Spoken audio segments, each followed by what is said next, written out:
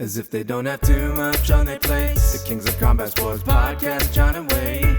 They'll talk about the things they did that day. They'll analyze the work of Vince and Triple H. Rewind to SmackDown. Rewind to SmackDown. Rewind to SmackDown. Rewind to SmackDown. Rewind to SmackDown. Rewind to SmackDown. Rewind to SmackDown. Rewind to SmackDown. Welcome everybody to Rewind to SmackDown. I was about to say the final edition of Rewind to SmackDown, but we are still calling the show Rewind to SmackDown no matter how many shows we end up talking about on Friday nights. This is the perhaps final SmackDown only edition of Rewind to SmackDown. I am your lead host tonight because John Pollock will be back with Phil Chertok for a UFC post-show tomorrow evening. But joining me on these Fridays, once a month of course, Kate from Montreal. Nice to see you, Kate. Hello, nice to see you too. I'm out of mourning for the Canadians now, although I kind of feel like maybe I should have worn the mourning outfit. Oh yeah, I'll get to that. Yeah. Well, it's been a whole month since that whole period, hasn't it? Yes. Wow. Okay. Well, glad to see Montreal is still in one piece and the society is still going on. But you know, I'm not gonna maybe waste too much time here because there's a lot to talk about. I thought coming into the show, Kate, you'd be like, okay, nice and easy. SmackDown. A couple of news stories to cover. Yeah, let's just some go through ratings SmackDown. news, and that's it. Not too much. Slow day. We dive right into it because at some point during this show, I think it was like somewhere in the second hour, WWE just decides to chop off another 12 members of its roster, predominantly from NXT, as well as its Performance Center, just this evening. It was a really unusual time, I have to say, at least for this news to come out. And Sean Ross Sapp was the first of Fightful to announce these names have been released from the WWE. They include Bobby Fish, Bronson Reed, Jake Atlas, Ari Sterling, formerly Alex Zane, Kona Reeves, Leon Ruff, Steven Smith, who is a WWE referee, Tyler Rust of Diamond Mine, and then recruit a 7-foot-tall former basketball player that was signed into the Performance Center named Zachariah Smith. We have Giant Zanjeer, another 7-foot-tall wrestler from India whose lone match was on the Superstar Spectacle special earlier this year. We also have Asher Hale, formerly Anthony Henry from Evolve, and also Mercedes Martinez, among the names released from the WWE tonight. Kate, what was your initial thought? I've managed to scrape my jaw off the floor just to get in here, but that was shocking. I mean, going through you talk about all of the individual releases, but just as a whole, that's a huge number. There were some names in there that are just bizarre. The one that jumps out to me because I was a big fan of his was Alex Zane, because they've only had him for a few months. Obviously, look, there's all sorts of reasons, but one of the things that occurred to me was, why would you do this in the middle of your biggest drawing show, basically guaranteeing, they're always talking about like their social media mentions and social, how engaged people are on Twitter. This is going to nuke those mentions. Like that's, I didn't see anyone talking online about SmackDown for about the last 45 minutes of the show. The timing of the news was incredibly odd, and we do know, I think, that the news came out at this time, but we also probably can assume that the talent was told at this time too, because Bronson Reed actually tweeted about it during the show itself. Yeah. So it's somewhat unusual on a Friday evening, and you would have to imagine probably very tough for the talent performing on the show live. Well, that's what I was thinking. Like, they're finding out the same time we are. They don't get a heads up in advance. So they're like going. I was thinking particularly because, Finn Balor comes out, does his big entrance. He was on NXT a few weeks ago. Yes, he knows all these people. He's worked alongside all these people. So he's walking out having found out that a dozen of them are gone. Well, beyond that, I mean, we also had a report that dark matches took place on SmackDown tonight, featuring Dakota Kai taking on Aaliyah. We also had Austin Theory taking on Keith Lee in the dark match. So, no doubt everybody back there is probably a friend of somebody else. So really, really unfortunate news. As far as, are you surprised outside of Alex Zane by any of the other mentions here? Oh, Mercedes Martinez for sure. But I mean, the biggest surprise has to be Bronson Reed. He was a champion 3 weeks ago. Leon Ruff too. They'd done a fair amount with him becoming. He was the North American champion for a brief time. They had him in a good program for a while with Gargano and Damian Priest, and they moved him on to the program that kind of launched Swerve Scott within. I mean, he'd been with NXT for a while, but that was the sort of feud that elevated him into and introduced. It was the last man standing match with Leon Ruff where Hit Row got introduced. That's where he had Top Dollar and the other guys come out to push him over the top. So it seems, look, I think it was like I was on not long after the whole Aleister Black coming out and kicking Big E in the head and then getting fired within a week. So I don't think there's such a thing as job security, but just the number of people and how many of them have been featured. Ari Sterling, the former Alex Zane, is in the main event of 205 Live as we're recording this. So this is loser leaves town. Loser leaves town match. Well, this is the second time that they've done that kind of thing where on a Friday they release a person who was in the main event of 205 Live. So it's like, I mean, if you thought NXT wasn't a priority. And we assume that he loses that match, So update us, chat room, about Ari Sterling's final match on NXT as to the result of it. But yeah, I too was surprised by Bronson Reed. Obviously he was also a name that had recent dark matches with WWE on the main roster. Somebody heavily rumored to be making the jump up the roster. He had an inexplicable return to NXT, losing a match to Adam Cole for a few weeks back. And perhaps now we know the reason why. Perhaps you take a look at this. It was Karrion Kross that was brought up. Bronson Reed did not make that call up. Did not make that main roster debut. And look, having seen what happened to Kross, I was thinking I'd be happy about that up until tonight. But it kind of tells you, perhaps, just again, this is all pure speculation. Perhaps Vince got a look, didn't like what he saw, and at that point, what more do you do with a guy? NXT is still developmental in many ways. If the trajectory is ultimately Vince McMahon not seeing that talent in the person, is it worth keeping them around? Bobby Fish, another name. I don't know if I expected much of him outside of the main roster. Obviously, member of the Undisputed Era, just lost to Roderick Strong on this week's show.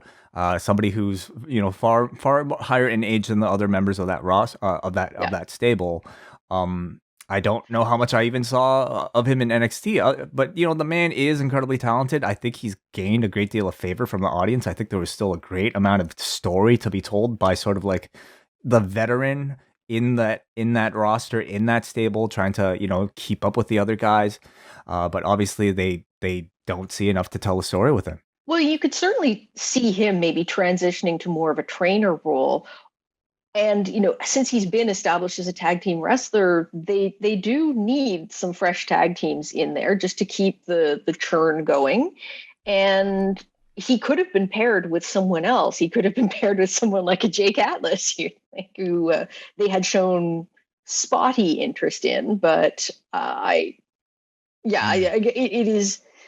one of the things that I noticed a little while ago, there was a story circulating about the specifics that Vince wanted for new recruits, which was they had to be a certain height, if they're a man, one assumes, and 26 or younger. And I'm pretty sure, most of the people released today were, I think, 30 and older.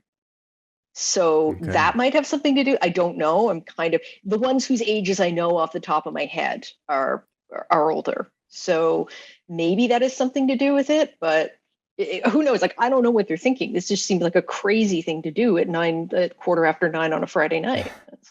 You mentioned Jake Atlas. Of course, he was also one of the names released here. He was somebody who had a great deal of buzz from the indies and then came into this WWE system and joined the Cruiserweight Championship tournament, but really has not done a whole lot besides being on 205 Live and then some random jobs on NXT. You know, from the get go, he Yeah. really seemed like somebody they unfortunately even within NXT dropped the ball on.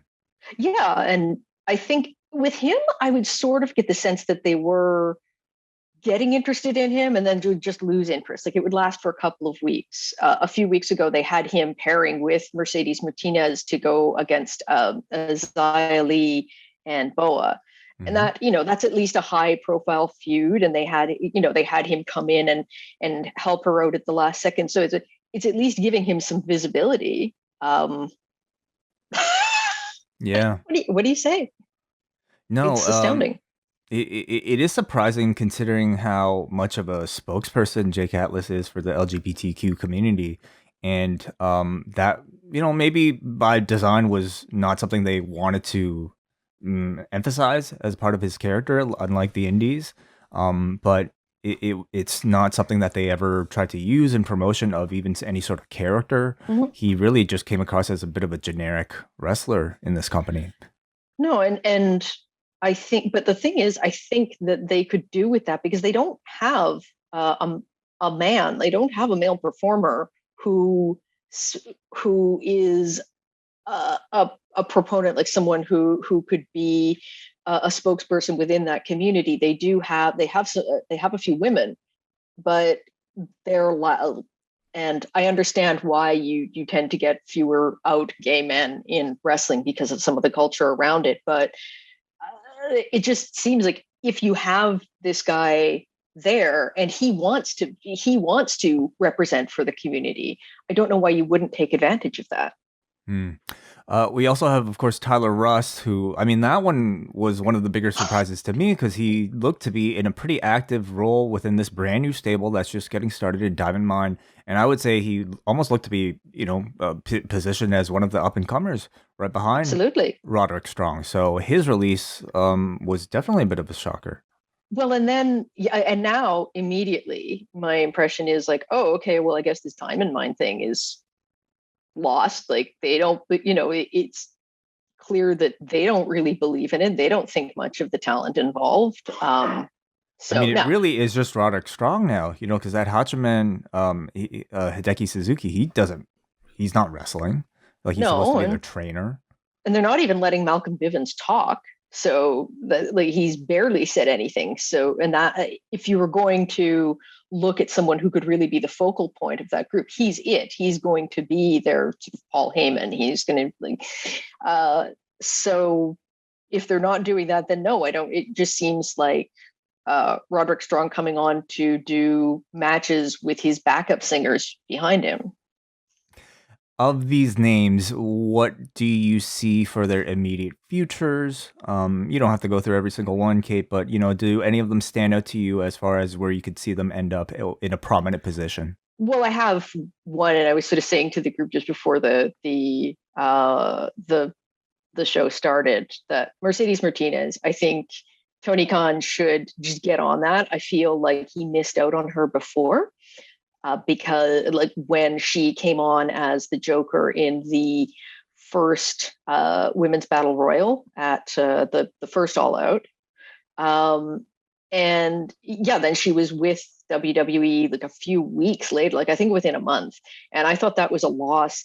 AEW could really use another veteran woman, like along the lines of like a Serena Deeb, who can work. They have a lot of talent, but a lot of it is very, very green. And they can use someone, particularly with Mercedes level. She has TV experience. She has a ton of indie experience. She's worked with a lot of these women before in their early days. I think that's a no-brainer for him. And she is, I think, 40. But again, she's someone who can take on a kind of hybrid position of performer and trainer, sort of the way that they had in mind for Emi Sakura. Other than that, Bronson Reed, Jonah Rock, I think he's another one who AEW could look at very seriously. I think that he's very close to he is a finished product, and again, he has the TV experience. He has some recognition. I could totally see Impact going for him as well. Like I just think that one of the higher profile companies is probably going to pick him up quite quickly. And I just know that he's done a lot of work with PWG, so he knows Excalibur, and like there is some sort of understanding between them and AEW. Alex Zane is the other one. He was working on New Japan Strong beforehand, and so I can very much see him going back and doing some dates there, since they're obviously putting more of an effort behind their US branch. And again, I think that a few of these guys are going to be able to take advantage of all of these suddenly open forbidden doors, both with the Impact, maybe AEW, or at least Dark and Elevation component, and with New Japan, with Impact, but also New Japan. I was going to say New Japan and Ring of Honor have an understanding, and Zayn again had performed with Ring of Honor with for him and Jake Atlas and maybe a couple of the others. I haven't seen a lot of them work, which is why I'm sort of focusing on just a handful. With the Best of the Super Juniors coming up in the not too distant future, I can really see that, that division in New Japan needs some more new faces in it, or else it's just going to be the Hiromu show for the rest of time. So I can very much see them grabbing up a couple of those guys, at least on a per appearance basis. So those are the ones that jump out to me.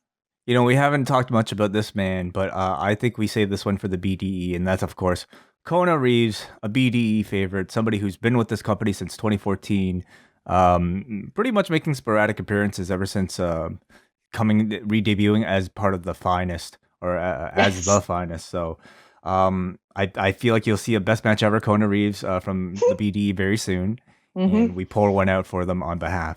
But we definitely want to get everybody in the Zoom rooms thoughts on some of these releases and where they can end up. My last question for you, Kate, though, is what do you think this signals for?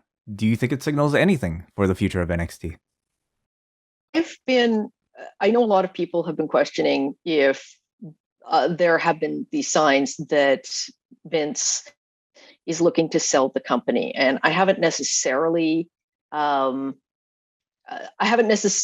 believed that was the case, but NXT is a cost center. It doesn't bring in a lot of money, and it does cost a fair amount of money. So if you were trying to make WWE look like an attractive prospect to a potential buyer, slimming down NXT would certainly be something you'd want to do. So I get the feeling, just because of the way that this guts the under, that it does mean that there's a shift in priorities in it, and they want to reconceptualize what NXT is going to be. But I would say that this would lend credence to the rumors that they might be trying to sell the company. Well, I would suggest that whether or not they're looking to sell, I imagine if you're Nick Khan, you're looking at the amount of money that this thing, what is supposed to be your developmental center, is costing you.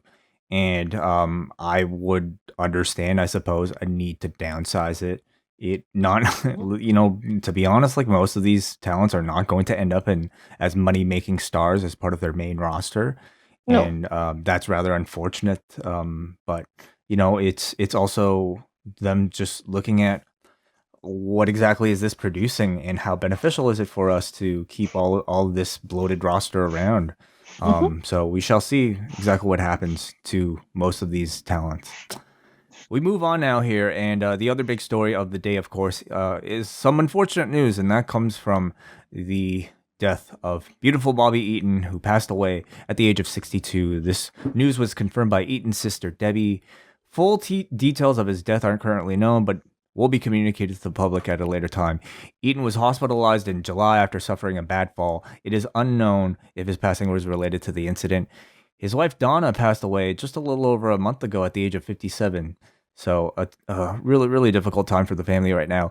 Bobby Eaton was a member, of course, of the Midnight Express. He captured numerous championships in his career as he toured for Jim Crockett Promotions. He had a run in WCW, Smoky Mountain Wrestling, and also had a stint in New Japan, formally retiring from in-ring competition in 2012. John Pollock will have an extensive obituary on Bobby Eaton sometime this weekend, and of course, we at Post Wrestling offer our condolences.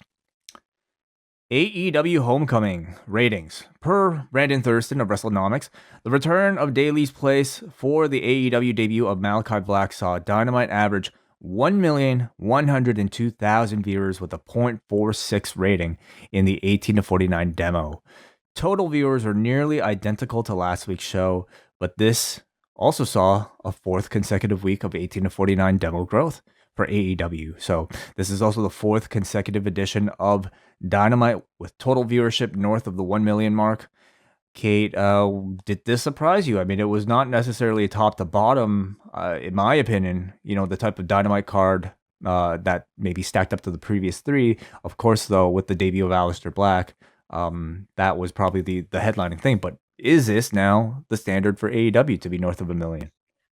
I think it is becoming that at least 1 million is the like that's going to be about the range. And I think this is the second week. Well, they fell below 1 million, I think, for one quarter, like 1 quarter hour. But other than that, they were above 1 million, and that's really, I think, where if I'm pitching this to advertisers, being able to maintain that audience for 2 solid hours is a good story, because usually with advertisers, you're talking about running multiple spots within the same show. Maybe not Domino's anymore, but other advertisers, I think that it does say something about the drawing power that they're going to get from Malachi Black, because really, as you said, that was the story for the night. There weren't a lot of big matches announced. There weren't any title matches. There wasn't the promise of Hangman. There wasn't even the promise of Kenny and the Bucks. They did say the Hangman would address what happened, but again, you weren't going to see Hangman fight. You didn't necessarily have the promise of Kenny and the Bucks. You didn't have any mention. They didn't mention beforehand that Britt Baker was going to be on, and these are all big draws. So in the absence of that, I think if you get 1 million, it is driven by that main event, and I think people will be happy with that. Highest quarter hour was the finish, I believe, of Jericho and Juventud Guerrera with Wardlow's attack. So, at least to start off, Chris Jericho. Yeah, I think that Chris Jericho is still a draw. Well, and interest has almost been more of a draw in recent weeks. Like these matches that he's been doing, he's been fantastic. Like he's looked. This one was actually, I think, a bit sloppier and a bit more exhausted looking, but the matches he had with Spears and with Nick Gage were really good, and you're seeing him pull out all of these moves that, particularly that sort of top rope Frankensteiner thing that he did for 2 weeks in a row. Like this is something he hasn't really done since he was a young man. The guy's 50. That's a surprising thing, and I think that there was a lot of excitement generated around him. And a lot of excitement around AEW in general. The more CM Punk becomes a part of the conversation, the more Daniel Bryan becomes a part of the conversation. I feel like all these shows will benefit. Of course, we are heading into the debut of Rampage next Friday, so we shall see how that maybe disrupts or enhances the ecosystem that Dynamite currently exists in. But yeah, we shall see what happens next week. Alrighty. SmackDown comes to us from Tampa Bay tonight at the Amalie Arena. And as we mentioned, dark matches tonight for SmackDown. We had Dakota Kai taking on Aaliyah and Keith Lee versus Austin Theory. Fightful also reported earlier today that Adam Cole was scheduled to have a backstage meeting with Vince McMahon. No doubt about his wonder how that went. Yeah, and I certainly wonder. It depends when the meeting took place. Okay, let's hope it was before SmackDown meeting and not after. But what a day to have that talk. There was John Cena in attendance in the arena. In fact, he wrestled the dark match after the show, teaming up with the Mysterios against Roman Reigns and the Usos. But he did not make an appearance on this TV show, which was definitely an interesting choice if he was already in the building. Let's get into the first match here with Sasha Banks, or first segment here with Sasha Banks. She comes out. She's back for her spotlight that she created. She says it was easy to expose Bianca Belair last week. Belair would be nothing without her. No SB, no chillin' with Megan Thee Stallion, and no WrestleMania main event. Any other rookie would thank her for the exposure. Instead, Bianca dissed Sasha, and now Sasha is going to make her pay. Out comes Bianca Belair, who says it was Sasha who begged her after she won the Rumble to face her at WrestleMania.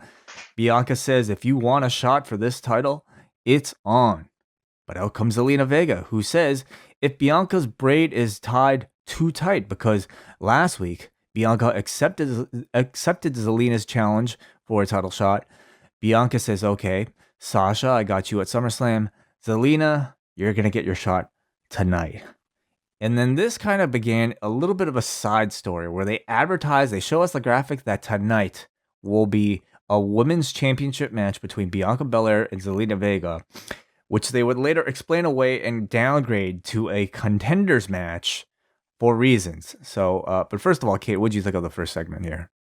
I'm very glad to have Sasha back. I think that she just lends such an incredible presence. I thought that the first part of this, when it was just Sasha and Bianca, I was really happy with the way that they did that. I think it's a good story. Sasha is the draw. She is the big star. She did elevate Bianca, and to some extent, she has reasons for thinking that Bianca owes her. At the same time, Bianca's like, no, I beat you, and you're just jealous. You just don't want, what she said is, you don't want anyone else to have your spotlight. And I think, okay, for once, these are arguments I can buy from both women. They fit with both characters. So I thought that interaction was good, and it at least gave me something to believe in story-wise. Yes, I believe this is why Sasha came back. I believe that this is why she almost literally stabbed Bianca in the back last week. And yeah, it is, Sasha's very devious, and Bianca is a bit sort of newer and more naive. So that worked. Whole bit with Zelina, I just, even before you get to the confusion about the nature of the match itself, what in the living hell? She's lost every match since she came back. And you have Liv Morgan, who beat her. You have Toni Storm, who beat her. You have, in theory, you have Mia Yim back there, who just is not being allowed on TV at all. I don't get this. And just as a little irksome thing, I noticed that when Zelina came out, all of a sudden she's really, she has this new accent that she's trying out, which I guess is just sort of an exaggeration of her own accent, but she's trying to sound much more like a typical New York Latina, and that makes me uncomfortable because she didn't talk like that before. And I just, that sort of presentation of a Latina woman as having to, it's like she has to speak that way. Just, it believe me, it was the least irksome thing about this portion of the program, but it did, it was just one extra thing. This accent I didn't pay as much attention to. I shall keep an ear for it perhaps next time. I mean, we should note that she is, a woman, of course, from New York. So, well, whether or not it's an exaggeration of her actual accent, I would say. It's not like it's not the Apollo Crews putting on the Nigerian accent. Right. All right. Well, we have up next Rey and Dominic. They're in the back. Rey is upset that Dom challenged Jey Uso to a singles match tonight without his approval. Rey says that they cannot afford to lose momentum ahead of their tag title match recently announced for SummerSlam. And Dom says he won't let Dad down. So we have Jey versus Dom. Jay's in control after a commercial break. Dom hits a 619, and Jimmy attempts to interfere, but Rey stops him. Jey avoids a dive, lands a super kick, and then a splash, and Jey Uso wins. So the Mysterios lose the all-important momentum heading into SummerSlam. It's all over for the Mysterios. Except that they still get a title shot. Yeah, but without the momentum, what's the point? They should just forfeit it. Momentum is everything. Yeah. What'd you think of the match? It was there. I didn't think that much of it. I think that I've seen a lot of these guys in matches together. The temptation is very much to compare this to the match last week, which means you end up comparing Dominic to his father, which is really not the most flattering comparison. I've seen the Usos and the Mysterios have worse matches than what we got tonight, but it's just All of this, like breaking up of like this is how the WWE builds to their matches, right? In particular, when it's a tag team match, you split them up, you have the singles matches, and then you put them together. In the end, it just robs any freshness whatsoever away from the matchup itself by the time you get to the pay-per-view. Whether even if you haven't seen the actual 2-on-2 matchup, it feels like you've seen it 5 times prior to the match itself. Like I'd almost rather they go the New Japan route and have like 8-man matches with them and other people, and then to try to sort of tie in several stories at once. You know, I'm not nuts about it when New Japan does that, but because you're still seeing the same people, but at least the combinations are a little different, and you're sort of fitting. You can fit multiple stories in at once, and it seems to me they did that. Okay, I can't really. I saw them do that on like either last week. Yeah, like this is something where I find that that's a much more efficient way to convey stories when you've got limited television time, which they do, and particularly if they're going to insist on using all of these buffers around the ads and all of these recaps. It's a great way of, promoting 2 feuds concurrently, giving you maybe some fresh combination in the body of a multi-man match. And who knows, maybe even springboarding to new feuds by just these kind of, midway interactions between them. So I would also like to see WWE start to employ that a bit more. We go to the back where Edge is with Megan, and Edge says he wants Seth in the ring later tonight. Or he wants to talk to Seth, I suppose. Nakamura versus the aforementioned Apollo Crews. This is a non-title match coming off of Nakamura pinning Crews last week in an 8-man tag. Pat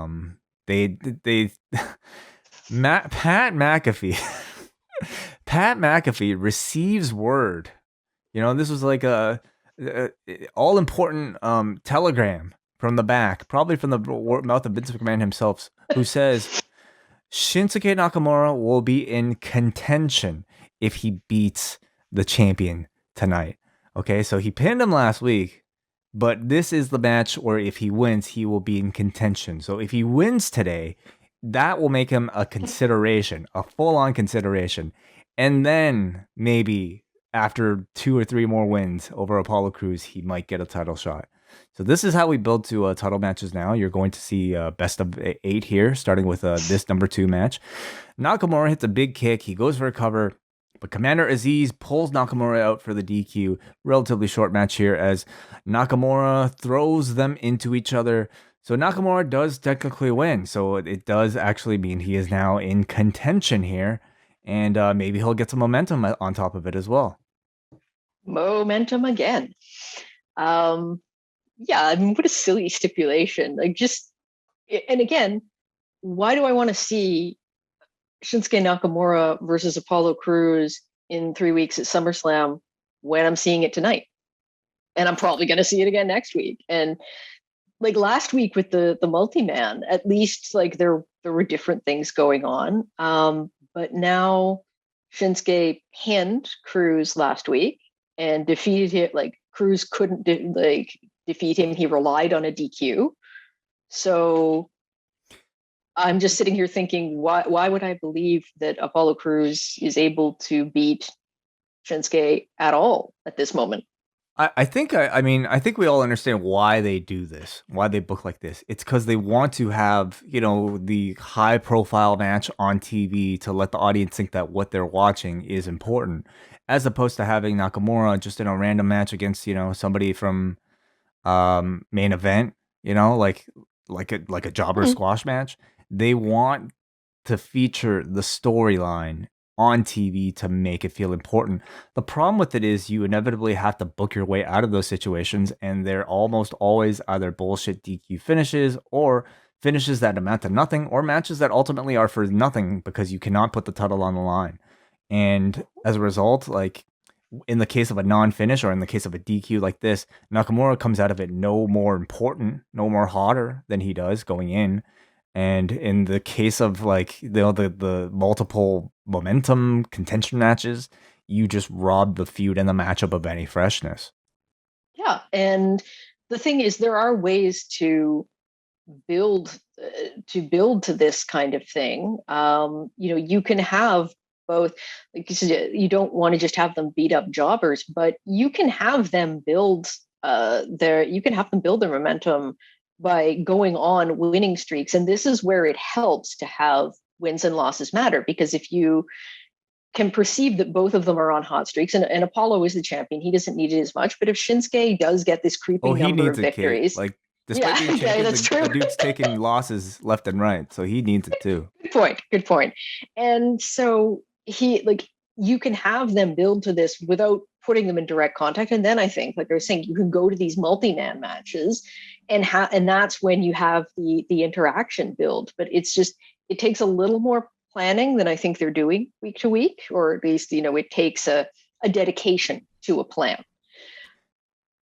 But this is what I'm getting. And yeah, I'm sure they'll have a very good match. These are two very talented guys, and I'm glad to see both of them getting TV time. But do you care? Yeah, exactly. It's the break between me thinking this is going to be a good match, I want to look at it, and me thinking, like, getting emotionally invested in a match. Kayla is in the back with Paul Heyman, where Heyman complains that WWE is acting as an enabler for the thief John Cena, who has thieved a title opportunity. He talks about the Tampa Bay Schmuccaneers and says if he nailed Tom Brady in the back before he signed his brand new contract, would Paul Heyman make $75 million? I would suggest that he would probably have to perform as well, which would be quite the sight to see.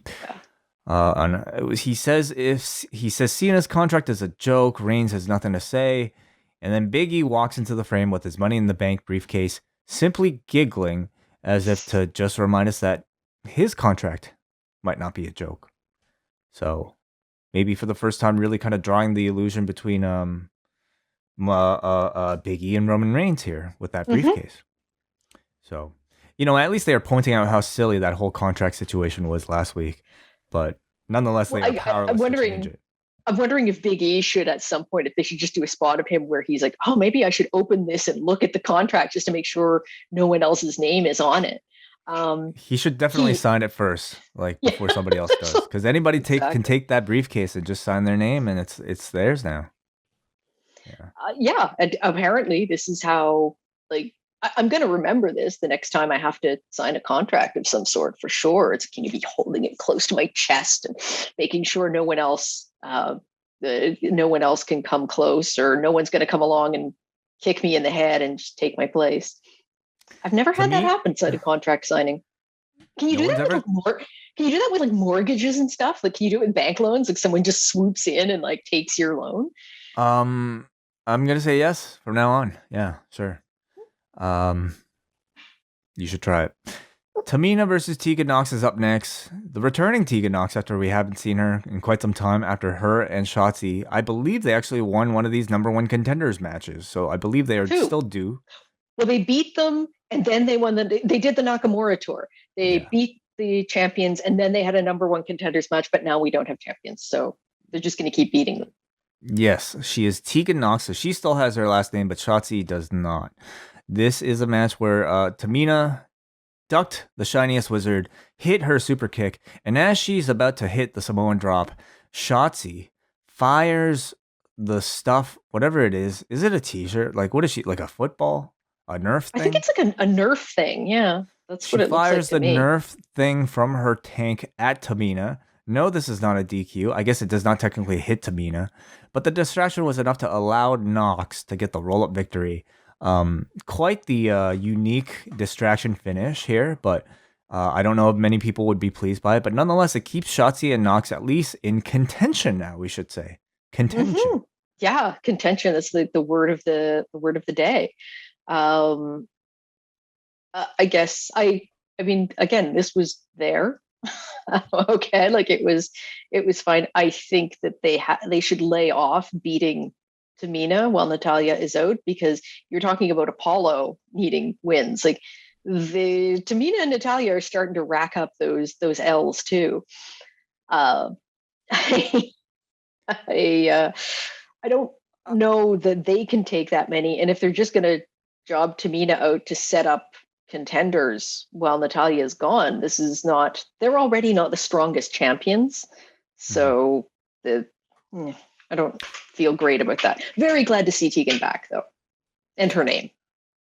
And her name, yes. Adam Pearce and Sonya Deville are in the back, where Zelina comes in and they clarify to Zelina that they cannot have a last-minute championship match without any promotion, and therefore her match against Bianca Belair tonight has been downgraded to a contention match. They've got a term for it. I don't remember. Zelina is not happy. Sonya does her whole, I hear you and I understand, but I am the boss here. I make the matches. Bianca Belair, despite her accepting your challenge, the contract has not been ratified. You listen to my word, type of thing. Do you have something to say about this, Kate? My favorite bit of this was her saying Bianca doesn't make the matches, because just a little while later in the show, I guess we found out that Edge and Seth Rollins make the matches on this show. It's just setting themselves up for a fall.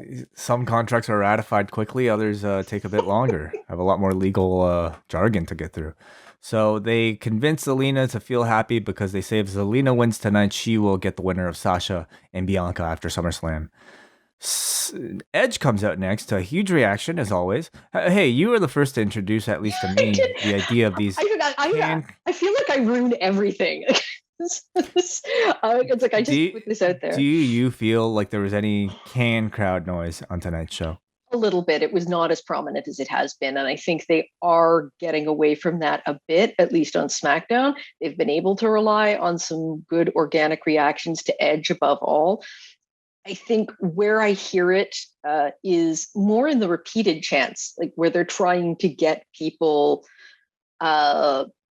to chant specific things. Like I've noticed it with Bianca's EST chant, where that's not coming naturally, and so you get this overly stiff, perfectly paced chant that sounds like it's on a loop.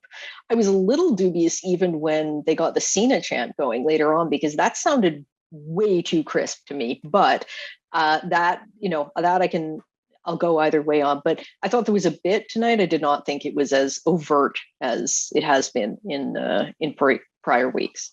I've learned to try to watch crowd reactions a lot more than maybe listen to them recently. Yeah. Are they moving their arms? Are they doing this type of thing? Are they standing Can you see them shouting? Can you see them shouting what they appear to be shouting? And that's really the best. The other thing is, I find if the camera cuts away from the crowd very quickly, that's usually a sign. Like if I pay attention to sound, I'm like, yeah, that sounds canned. Like, because that they don't want to show the crowd not syncing up with what they're playing. So Edge comes out here with a lot of fans waving their arms, so I believe this one. He says totally. Rollins isn't here tonight, and that's good for Edge, because if Seth was, Edge would end up in jail. He says he is willing to let the past stay in the past, but Seth cost him the money in the bank, and admits that he would have done the same thing. Because when he looks at Seth, he says it's like looking into a mirror of his past, and he knows that path is unhealthy for them both, and it has to end. Seth Rollins appears on screen, says they aren't similar because Rollins knows how to have a plan B. Edge says he does have a plan B. SummerSlam, Edge versus Seth Rollins. And Rollins warns Edge about getting into the match, specifically him stomping Edge's neck after 3 neck fusion surgeries. Says his career would probably be done, and it would have great effect on his future as a husband and a father. And at the mention of his family, Edge tells him to shut up, calls him a cross between Russell Brand, a televangelist, and Colonel Sanders. Edge says Rollins didn't finish the job in 2014, and Rollins is trying to walk in his footsteps, and he calls him Edge Light. Edge Light, ouch. Rollins gets angry, says he's better than him in every single way, and accepts the SummerSlam challenge. So we have an official match for SummerSlam between these two. What'd you think of the segment, Kate? I thought it did a good job with both characters. I thought that they both acquitted themselves well. There is that tendency to look at Seth and think like, well, it was easy to get you to change your mind. Like, you weren't You that. have to fit it You in said like a 5-minute segment. exactly. Like, and I thought maybe they were going to draw it out for another week, but we know we're getting it, so I'll forgive them that. I thought that they both, again, it's like the Sasha Bianca thing from earlier in the show. They both positioned themselves well. They both made a case. The references to Seth's new position as a father and husband, the story of him threatening to break Edge's neck. And are we ever going to see this? Like, does WWE not own the rights to this footage anymore? Because they keep talking about it, and it's just, could we look at it? I mean, we know it happened, but it seems a little weird that they're bringing it up every single week, and they're never showing it. Like, it's starting to seem awkward to me. It's just, you don't have to mention it every time. Like, you don't have to mention that specific incident every single time. And this. It will no doubt be there in the video package right before the match, but yeah, it's a bit strange that they haven't. They keep alluding to 2014, but I would assume a good chunk of the audience isn't necessarily on YouTube trying to Google what happened in 2014, and are these lines effective without seeing it? Yeah, we go to the back now. It's Finn Balor with Kayla, who says, "I was this close to signing a contract for a title shot until Baron Corbin got him." Like, it really, in hindsight, it does make Finn Balor look pretty silly, to just like kind of let this thing go out of like the contract deal. But there is some follow-up for Finn Balor on this episode, because what he says, when he is done with Baron Corbin, he's got a bone to pick with John Cena for signing his damn contract. The Street Profits versus the Dirty Dogs. This is Montez Ford's return from his rib injury, teaming with Dawkins here. The winning team, we are told, could find themselves in contention in the future. So you climb up. Is contention a specific place? Like, is contention like a room at the WWE facilities? Like, I'm sorry, they keep talking about it so much. It's like, oh, you go to contention now. It's like, it seems to be, like I said, word of the night. Yeah. So this match, unfortunately, is not for a ticket to contention. They got to win this to try to get in contention for contention. So there's a lineup. There's a wait list. There's a wait list to get in contention. It's a long way to contention. Yes. This is overall a pretty average match here. Dawkins hits the anointment, leading to Ford hit from the heavens for the win. I'm sorry, I don't have a detailed recap of it. There really wasn't much to it, but Ford did continue to sell his ribs after from the heavens, coming back, of course, from that rib injury. Just a bit of a re-debut for the Profits. What did you think, Kate?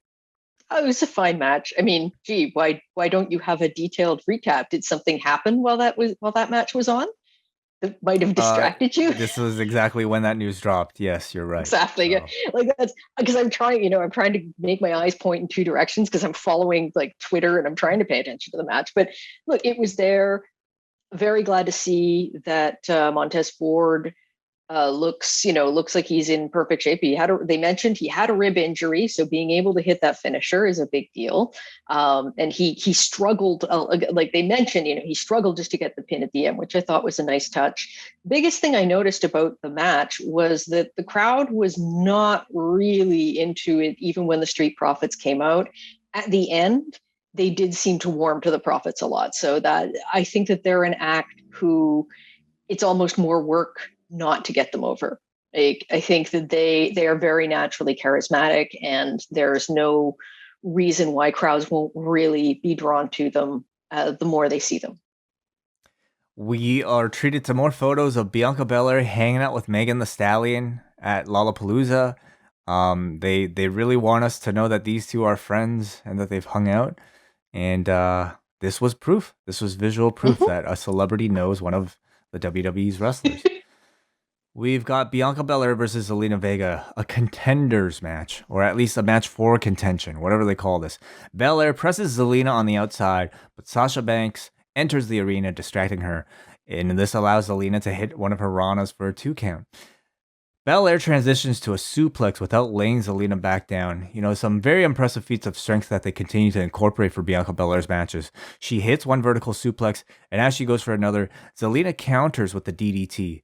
Bianca catches Zelina's Rana, this time on the outside, and swings her violently into the boards, and then back in the ring, hits the KOD for the victory. I enjoyed the match. I thought it was a good showcase of Bianca with some pretty attention-grabbing, fun-looking offense, and I thought Zelina looked pretty good here. What did you think, Kate? I think this is, I think that 6, 7, 8 years ago, Zelina Vega would have been one of the top women in the division. I think that her abilities, she can hit some good looking moves. I don't find she has the skill to really string together a full match. So yeah, it was fun. There were some fun spots. I get concerned when I see people like Zelina or Carmella getting pushed as if they're on the same level as like a Sasha Banks or Bianca Belair, because some wrestlers are better than others. And if you're just trying to make it like, well, they're women, so they're all equal, that bugs me. And I don't know that Zelina should be getting pushed right into a title picture, even if it's just into the lineup to get in contention, when you have people, I mentioned a few women earlier who are on there, when you have women who are much stronger wrestlers who are not yet being used. I think that this, look, you don't want to spoil them. I get that by having them take a loss, but there was no need for any of this. Well, to me, I feel the reason why Zelina was chosen was due to the shortage of heels. You know, you mentioned Knox, you mentioned Tony Storm. They're all being booked as baby faces at the moment. You do need a heel to go up against Bianca Belair, and unfortunately, other than Carmella, who else is there? I mean, that's why I would have kept Tony Storm's personality from NXT. I wouldn't have switched her to being a baby face, because I think, you know, as you said, they need heels. With Bayley gone, they need a heel who can speak pretty well and who can project that kind of nasty energy. And Tony can do that. She is a good baby face, but she is also like a good. She's a very good heel, ironically. And I guess I know why they didn't do it, but I have been wondering for a while why they didn't bring Mercedes Martinez up to fill that role, because she's an awesome heel and has been like, just has that role down, has played a heel for most of her career, even in the indies. So I also, you know, would have considered moving Shayna Baszler there, because we don't need her and Nia anymore. And Shayna's, again, phenomenal heel. Our main event is Finn Balor versus Baron Corbin, as Baron Corbin still is unable to afford music for his entrance, nor buttons on his shirt. Comes out with none of those things. Corbin takes the mic, says he was desperate last week, and apologizes to Finn. Finn does not accept the apology and starts beating him. This was basically a squash match here, where Balor just kind of beat the dude up, coup de grace for the win very quickly. I think this was pretty strong booking of Balor. But the match really was just a precursor to the promo, as Balor grabs the microphone, says 3 years ago that Finn Balor would have taken what happened to him last week and he would have accepted it. This Finn will not. This Finn wants to face Roman Reigns for the Universal Championship, and he's willing to go through John Cena to get it. This prompts Roman to come out, says he tried to help Balor last week, and tells him to keep the head of the table's name out of his mouth. He throws the mic at Balor. Balor in turn shoves Roman Reigns out of the ring. Balor is not backing down. This is when the crowd starts chanting for Cena. The Usos then attack Finn Balor from behind. Balor drop toe holds Jimmy to intercept Jay's splash, which I thought was a pretty neat looking spot. Balor starts taking care of both of the Usos as Roman looks on disapprovingly. Roman is taking his jacket off. He's making his way back into the ring to do it himself. Balor hits a sling blade on Roman. He's about to hit a drop kick, but out come the Usos again. Roman hits a Superman punch. The Usos hit a splash, and Roman hits his guillotine as the crowd again chants briefly for Cena. And this is how we end the show here, with Finn Balor seemingly, you know, firmly placed into this John Cena Roman Reigns program. How do you think he figures into plans at this point? My initial reaction, based on how they have treated Balor before, is that he's going to be there to eat the pin, because they don't really want it. They don't want Roman to lose, but bringing John Cena back to get pinned, as much as it would make a statement, they need to keep Cena strong, because he's always going to pop a rating for them. They can't have him coming in to do big matches just to lose them all the time. And so I sympathize with I sympathize with the predicament.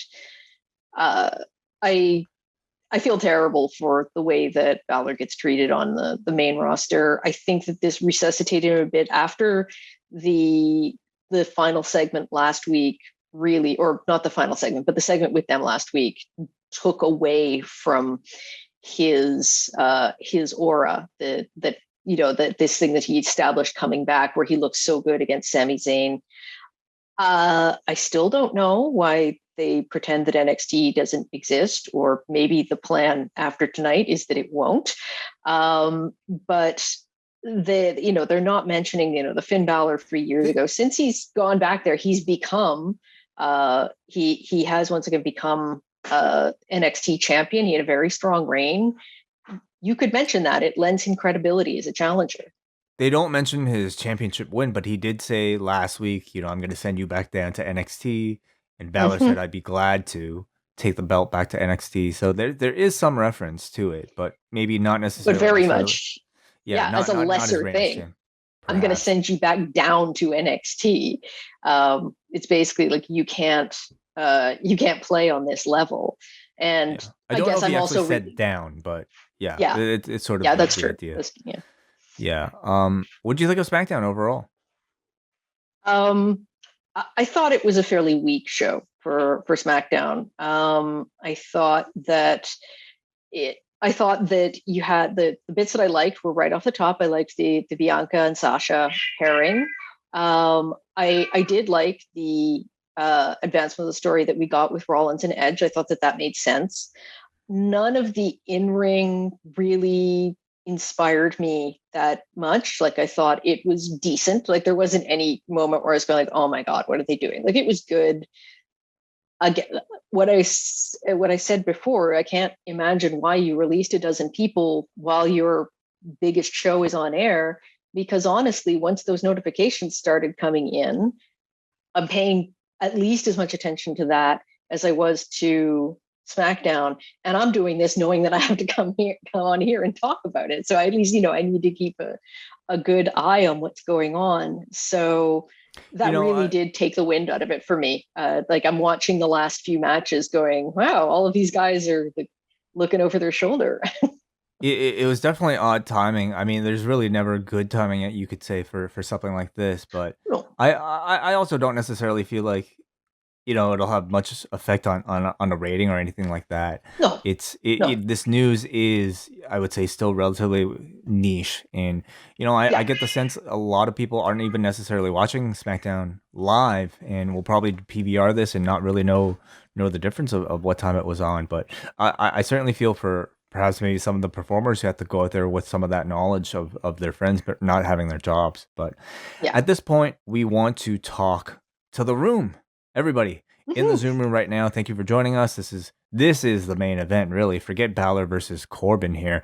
We want to talk to you guys about your thoughts on anything in the world of wrestling, of course, including SmackDown, and of course, including the NXT releases, or really anything else that's set to come out here. So let's start off here with Bruce Lord. Always a pleasure to talk to Bruce. What is going on? Hey, Bruce. Evening, Kate. Evening, Wai. I mean, pretty slow news day, so I thought I'd just kind of come in with my thoughts and predictions about the NWA Champion Series and the NOAH N1 blocks that are being announced. Obviously, that's what's on everybody's mind. No. Okay, I don't want to come across as being especially callous or cavalier in comparison to a lot of the shock that I'm seeing on Twitter and whatnot in regard to the releases, but a couple of things that came to mind upon getting this news. One of which is that a few years ago, when this stockpiling of talent and warehousing of talent that the WWE, it maybe is now turning away from, when that started happening, there was a lot of discussion and consternation about whether or not this was actually healthy for the long-term vitality of the North American or worldwide wrestling scenes, in terms of one company holding all of these people, not getting them out in front of crowds, where they could kind of cut their teeth and tour and get the sort of experience that they needed, right? Wai, I don't know if you remember, but a few years ago, for a Rewind-A-Wai, I was talking about the Battle of Los Angeles in 2018 and sort of noting how, look, this show just happened 6 months ago and every person on this show has been signed.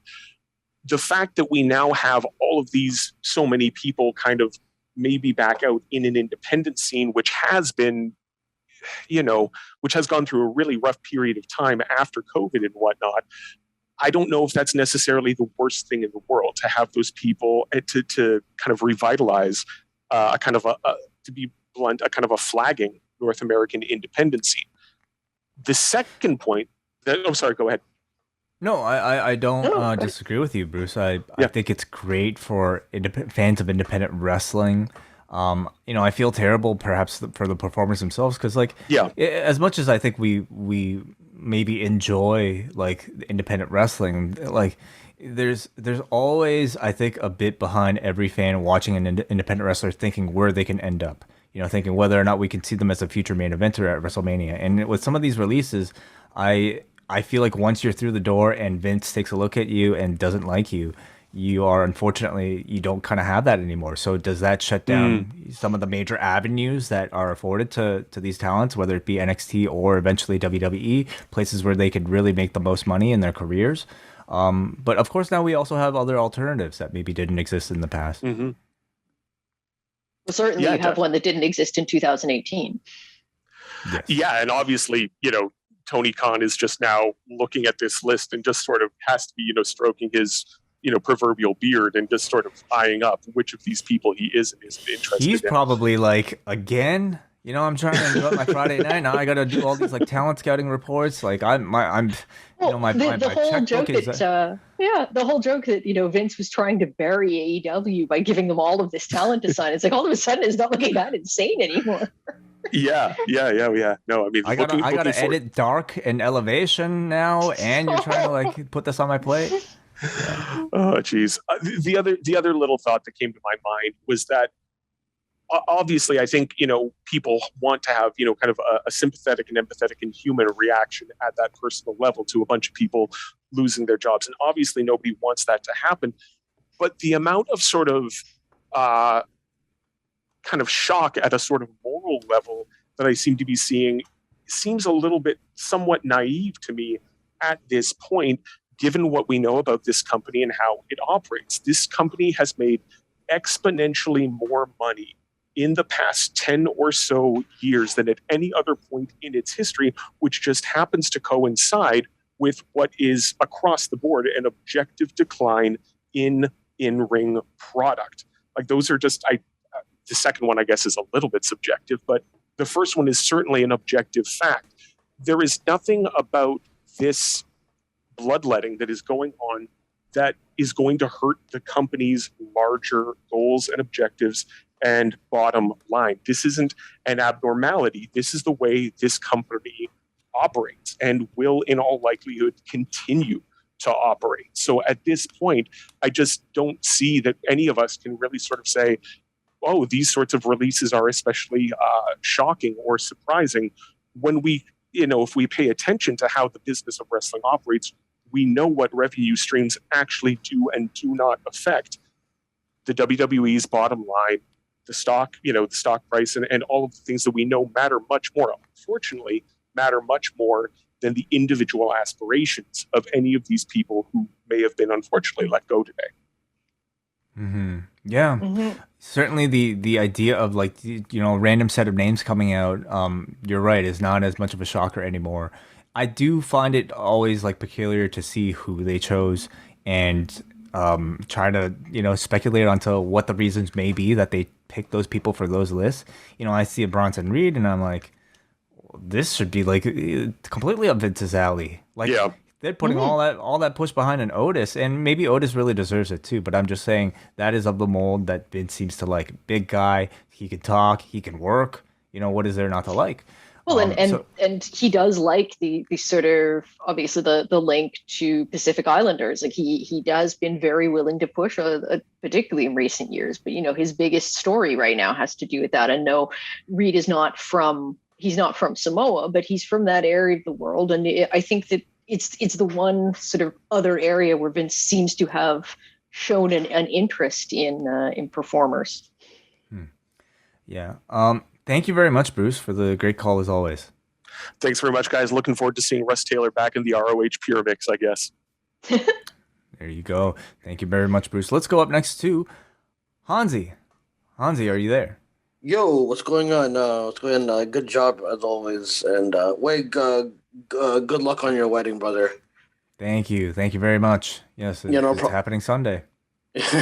My birthday. No. Oh, happy birthday, Hansi.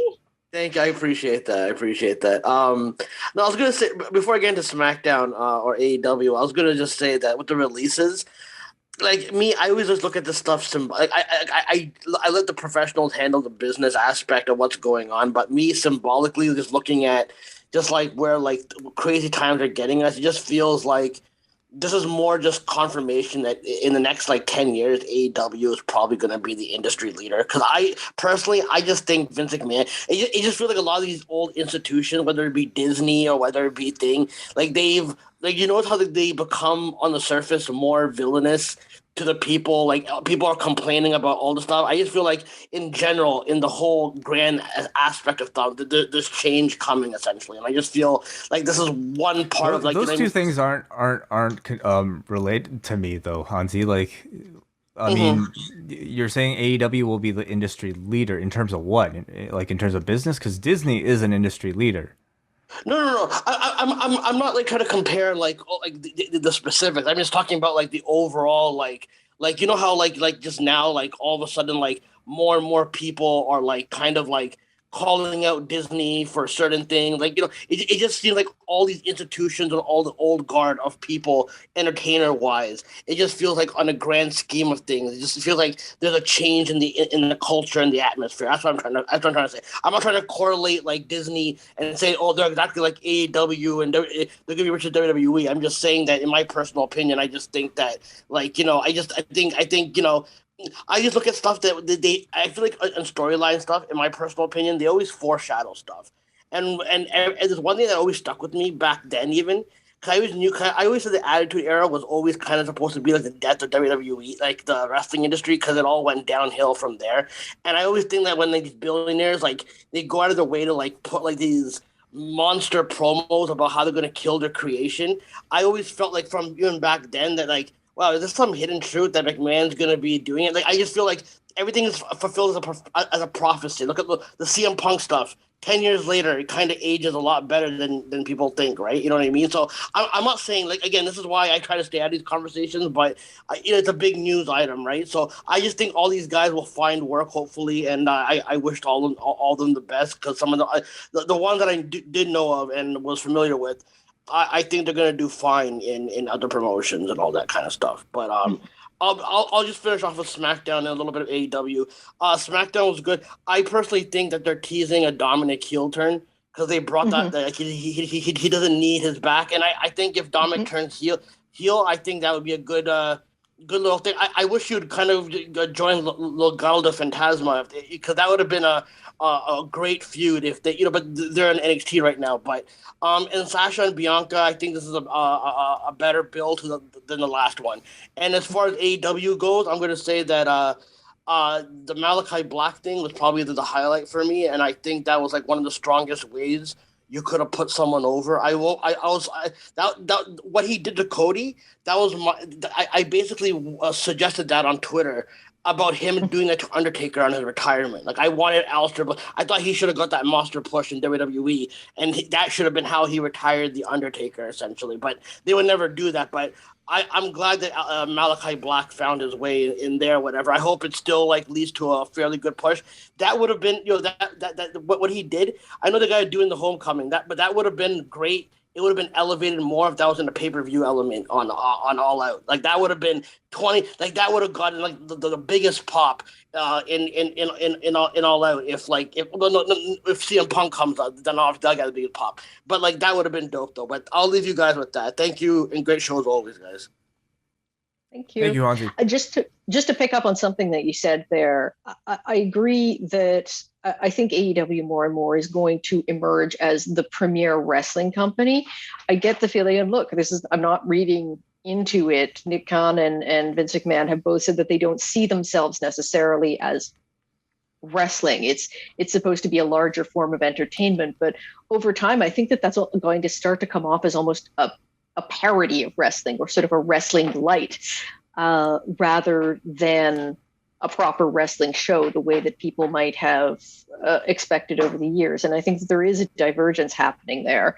I'll be curious to see what happens with the direction that WWE goes in, because their ratings, even year over year, and obviously not counting last year, but if you look from 2019, they're still declining a lot. And yes, it will take a while to get back.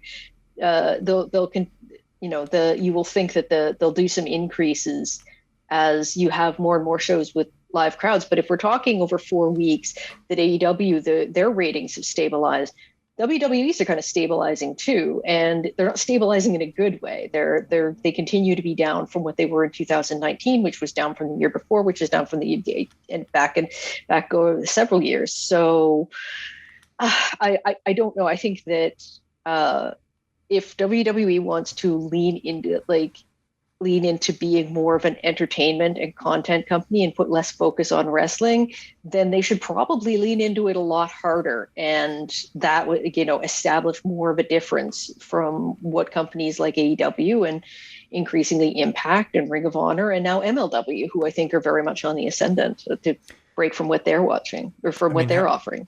Have they not been trying to do that for the past 20 plus years? Ever since Vince, started calling this thing sports entertainment and not professional wrestling, they've always wanted to get away from it. And looking at their bottom line, it's hard to necessarily disagree with their creative decisions, because their idea is that this is not the best way of promoting what you have to make the most money. And I totally it's obvious, I think, from our feedback and from really everything else, that the AEW is predominantly the fans' chosen promotion of the moment. But financially, nobody is touching WWE. Oh no, and I don't think other companies are even really trying to.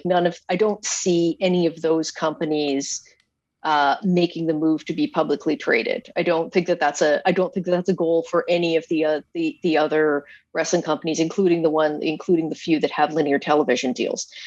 I think being a publicly traded company is completely different. Your goals shift. It is all about investor returns then, and it is never about whatever you're producing, except insofar as you can assure your investors that they will continue to see good returns.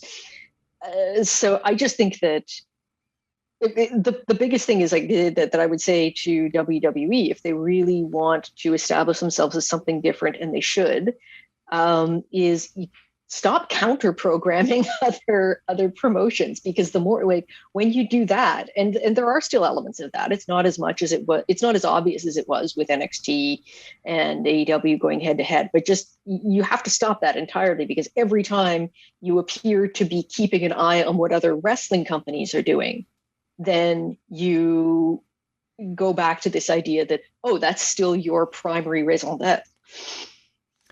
Let's go to our last call of the night. This seems to come from Brian, I believe. Brian Strelakis. What's going on, Brian? Yeah, that's me again. Yep. Good evening, Hello. Wayne. Yep. Hello, Kate. Hello, Wai. Congrats on the two things you have coming up. Wai, your wedding. Big congratulations to that.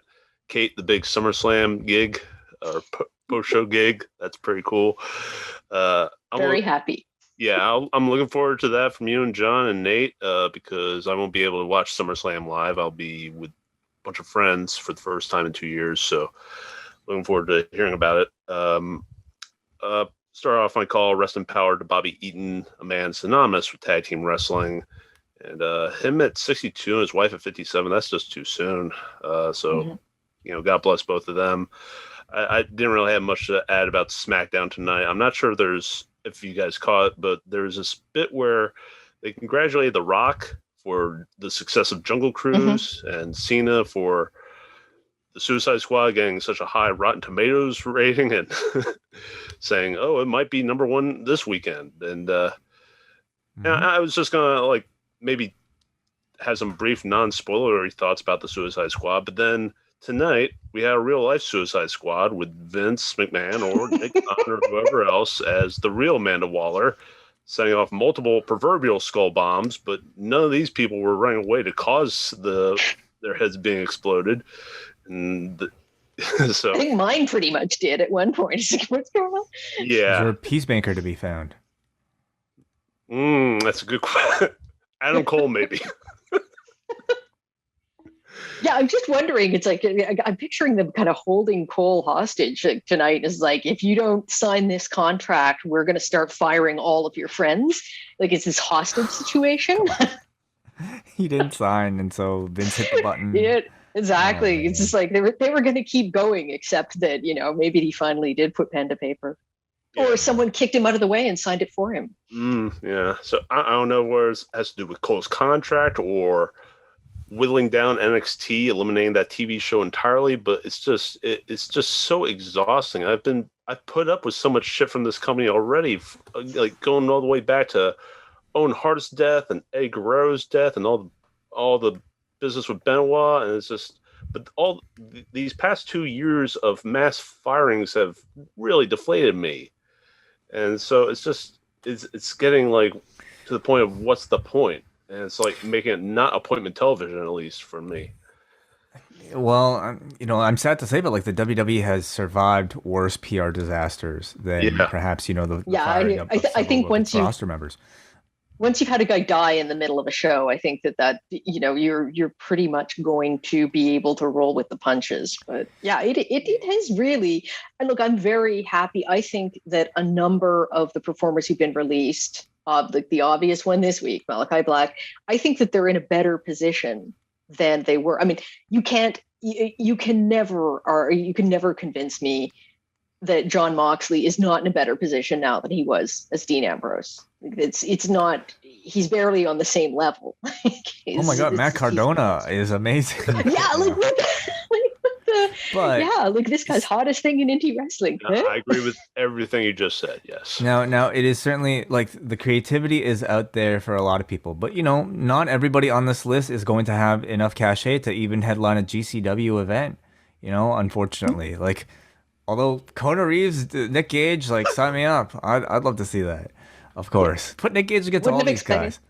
I wouldn't have expected Cesar Bononi to suddenly be a hot property, but he on the basis of like a couple dozen promotions and a very, I think, well-liked gig as part of the Wingman. I'm totally under the Wingman. Thank you. Yeah. Like that did get over with sort of hardcore fans, and now all of a sudden he's getting booked on a GCW show. He's got plenty of indie dates coming up. So.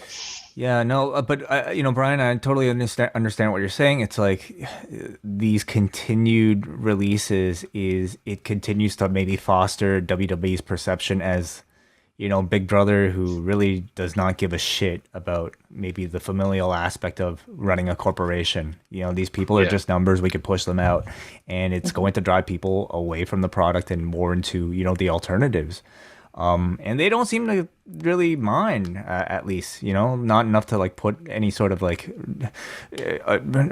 narrative controlling statements out there. It's just like, we wish you the best in your future endeavors, and you never hear a mention of it again.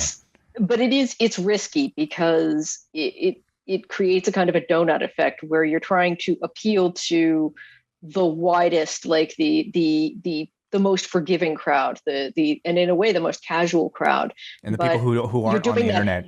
But you're doing that at the expense of the people who are really into this, and it is very difficult to maintain. Like, not difficult to get a successful business, but it's very difficult to maintain that if what you're losing are your hardcore followers. And I don't know if you see that much evidence of that yet, but I think that you do start to see more and more evidence. And the people who are on the internet, they're far from a majority, but they are kind of opinion makers. They do, like, as if you see enough people saying things, then it does become the perception, and that does leak out a bit. So it's it's an interesting strategy. Yeah. It's one that working also so far. Yeah, it's also one that, like, if you're a member of that roster and your contract is running out, if you are an Adam Cole, if you are, a Pete Dunne whose contract is reportedly running out as well, you're looking at the signs on the wall and you're thinking what your how does future is. NXT UK still exist? Like, this is what I mean. He's cutting all of these things. It's like, what? Like, it's just like, are they hiding it? Maybe that's why they're not mentioning it with regards to Doudrop or Piper Niven. It's just like, no, if we don't talk about it, Nick Khan will not notice that it's there. Could be as simple as that. It's just like it doesn't have his attention at the moment. So anyway, thank you very much for the call, Brian. Thank you. As always. Would you like to go to the forum right now, Kate, for some feedback here for this show? Sure. I don't really I don't have it open. I'll read it. I just want maybe some of your responses here. Sure. This edition of SmackDown, I would love to hear comments. This edition of SmackDown out of 10 gets a 4.5 from the forum. We start off with Aaron from Brampton, who says, I enjoyed tonight's episode. I just hope they don't go the route of Cena versus Balor for a #1 contenders match. There's no point in having Balor lose to Cena when he can just face Roman in the September pay-per-view. It's an interesting question. Do you think that they'll have John Cena wrestle on TV prior to SummerSlam? Yes. I think that they at least have to. I don't know if it'll be more than once, but I do think that they're going to give people a little tease. What it wouldn't be a long match, but yeah, I think they're gonna do it. They kind of have to, and I think even with, like, when they brought Daniel Bryan back, his first big match was at WrestleMania, but you got to see a little bit of him. Like, you got to see him at least do some moves before then to show that he was to show that he was in shape and that he could take bumps and that kind of thing. So yeah, I think they'll do something with him. That's a pretty high profile match, Cena versus Balor. You don't just throw it there on TV, but I mean, then again, it's like TV is really important right now. I do feel like there's something to be said about the freshness of seeing a Cena in the ring for the first time in a long, long time on a pay-per-view, but different model, different business right now, isn't it? I think it's also only a really big deal if you think Balor is a big deal, and I'm still not convinced that Vince does. Good point. Aaron also says, after all the Adam Cole news that came out, I started to wonder why WWE is hesitant to pull the trigger on him. Then I realized he's probably the smallest guy on NXT's main event scene. At least Gargano, Ciampa, and Finn all have ripped bodies, but Cole normally looks skinny. Do you guys think that Cole's size is the reason he's being held back from a big push? Do you think he'd lose some credibility when standing next to guys like Roman or Drew? For what it's worth, he made Seth look like Brock Lesnar that one time they wrestled on Raw in 2019. I think that's a big part of the reason why Adam Cole is not already up on the main roster. If he was the size of a Karrion Kross, if he was the size of, Drew McIntyre, like if he was the size of an Edge, I feel like he was the size of an Edge or Seth Rollins. Like, he doesn't need to be a giant, but I don't think Vince is going to take him seriously, which is too bad because he can fight big guys. He has brought big guys down, and he is much stronger than some of the guys who are being pushed on the main roster right now. In all senses, in ring, on the mic, just overall character work, ability to tell stories. But at this point, I'm at the stage where, obviously whatever makes him happy, but I can't, if I'm going through his options, I can't think of a good reason for him to stay with WWE right now. Yeah, it really is hard. I mean, if he did end up having that meeting with Vince, I would love to know what Vince promised this guy to get him to stay. Like, clearly it would be something about getting up onto the main roster, obviously getting a main roster level contract, but how big of a push is that going to be? Finn Balor is a guy who is of a cruiserweight size that has managed to, be quite successful, I would say, comparatively on the main roster. But his physique also looks incredible. He's got like a great, entrance and everything that they've given him. I've always felt like Cole's best chances of moving up to the main roster, along with everybody else in his stable, was to come up as an entire faction with the Undisputed Era, as a team together. I mean, it's really worked out for all of them in NXT. They're all pretty small, even in NXT. But as a unit, they are completely dominant, and their skills are able to shine. Especially when they have the numbers advantage. So, unfortunately, breaking up that stable, I mean, it's already resulted in Bobby Fish's release. I mean, the rest will be fine. We hope, Yeah. we hope. Yeah. And I mean, I find that releasing Tyler Rust sort of removes some of the importance from Diamond Mine, but Roderick Strong has been featured weekly on TV, and he's been shown to be he's being pushed as very strong. Haha.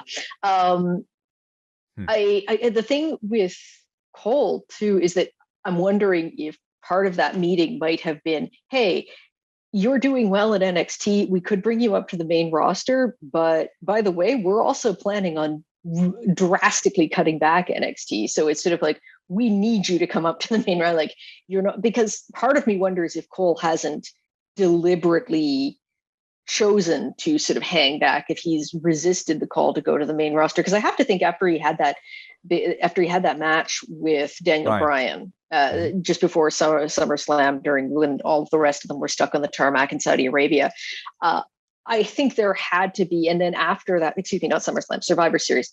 I think that after that, there had to be a fair amount of interest in bringing up some of the top NXT stars. And certainly that was, he was the champion at the time, but they could have taken the belt off him. And there would have been that interest in getting them, probably on the part of management, but also on the part of the audience. Like, they got really behind them. So I think that if Cole wasn't brought, I have to think that it was brought up like, hey, they normally do bring their champions up after they've had their run and lost the title. So and if you're NXT, it's like, so now, it's clear, like, NXT does not have an unlimited budget to play around with, from what we would presume from these releases. And Adam Cole, with his contract running out, is going to demand a whole lot more money. And if the destination is not the main roster, then, what role is there for him otherwise? If you're also like other mainstays who have had the chance to move up to the main roster but haven't yet, like a Tommaso Ciampa or Johnny Gargano, like, what does your future look like? Because clearly, if you're not already up on the main roster, it doesn't really look great. Like you might move your way up. Does it give? And from what I understand, Cole is already, I mean, not counting Finn Balor when he came back down, maybe not counting Samoa Joe, but he was already the highest paid person on NXT. So it's not, his ceiling isn't going up as long as he's there. It's come to the main roster and take your chances. And the thing is, I don't know, like, no matter what they're promising, how do you trust them? Yeah. Look at what happened to the Good Brothers, after they signed a big contract, turned down an AEW deal, and then let go just sometime later. So really interesting to see a lot of this stuff behind the scenes unfold. As is the case most of the time, what's happening behind the scenes is way more interesting than what's happening in front of it. So hopefully by the time we talk to you next month, Kate, well, we'll be talking to you again at SummerSlam, of course. So John and Kate plus Nate will be hosting SummerSlam's post show right here at Post Wrestling. But the next time I talk to you, Kate, I imagine the wrestling world will feel very different, with a number of debuts in a certain company, and who knows what WWE is going to look like. And who knows what they'll be doing to try to get more attention as that unfolds. Where can people follow more of you? I am She Rants About Wrestling on Twitter, or She Rants MTL, as in Montreal. And I'm there pretty frequently, mouthing off in 280 character blurbs. Always a joy to follow. As many people know, I have a love-hate relationship with Twitter, but I love following Kate's Twitter. She always tweets during the wrestling shows with some really interesting opinions. So I encourage everybody to follow She Rant MTL. You can follow me at Way0937. I want to thank the entire Zoom room for being here. Tomorrow, Phil Chertok and John Pollock will be there for the UFC 265 post show up at youtube.com/postwrestling. And of course, join the Discord. Always lots of great MMA conversation going on, and lots of great conversation going on, period. So lots of ways to catch up. And also, before I forget, the NWA is coming out on Sunday on the Post Wrestling feed, and all week long, subscribe to the British Wrestling Experience for new releases from their 12-hour stream. In fact, me and my brother James was on the most recent edition there. talking, of course, about the Children's Heart Surgery Fund charity that Martin so graciously raised so much money for. Also wanted to draw people's attention to the wellness policy that's out right now with the most embarrassing thumbnail I think I'll have ever released of myself from a very young age, talking about the concept of play with Jordan Goodwin. So listen to that, and until I keep wanting to end this until next time and MCU later, but until next time, Kate, end this however you'd like. Momentum.